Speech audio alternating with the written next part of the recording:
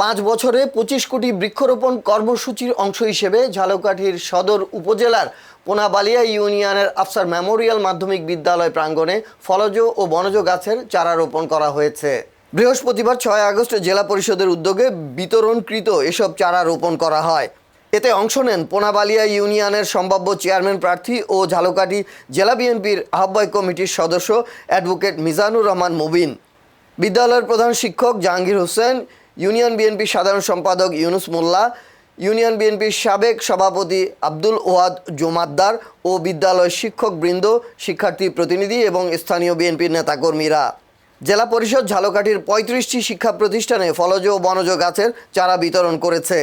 এরই ধারাবাহিকতায় পোনাবালিয়ার ঐতিহ্যবাহী শিক্ষা প্রতিষ্ঠান আফসার মেমোরিয়াল মাধ্যমিক বিদ্যালয়ে এসব চারা দেয়া হয়।